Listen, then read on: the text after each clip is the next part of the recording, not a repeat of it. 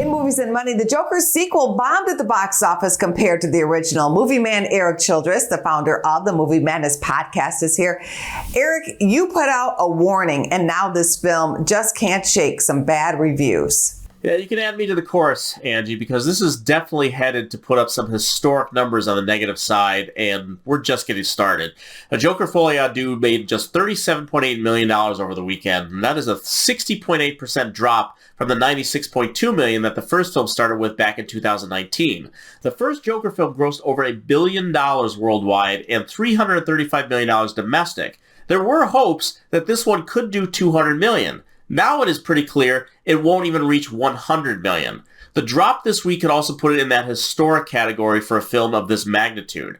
Critics have scored it at 33% at Rotten Tomatoes. This is going to be a big loser for Warner Brothers. A gruesome horror sequel opens this week along with the story of the first episode of Saturday Night Live. But wow, Erik, more horror is in store. Yes, but first, the general audiences may want to focus on Jason Reitman's Saturday Night, which purports to tell a real-time version of the 90 minutes leading up to the first broadcast of SNL back in 1975.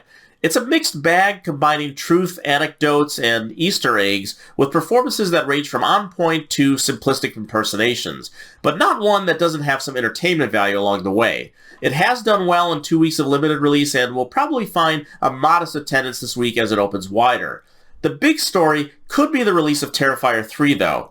Just a few years ago, Terrifier 2 made some notable waves in a specialized limited release. Now, the films are as bloody and nasty as they come, and this one is no exception. Now, I found some perverse thrills in the audacity of the second film. I found very little in this third entry, which, while sufficiently icky, is terribly paced, often boring, with the kills seemingly trying to impress the filmmakers more than the audience. There is another film opening in theaters this weekend that is likely to draw some attention. Can you tell us about The Apprentice? Surely, Angie. Now, this is a film about the early days of Donald Trump as an up-and-coming business tycoon in New York. Now, specifically about his relationship with infamous McCarthy-era lawyer Roy Cohn. Sebastian Stan plays Trump as a naive wannabe player in the real estate world, living in the shadow of his father Fred and the racist landlord policies that got them in trouble.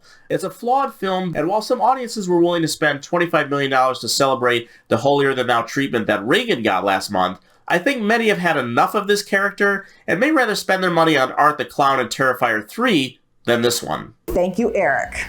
Thank you, Angie. Go to businessfirstam.com for where to see our show on TV.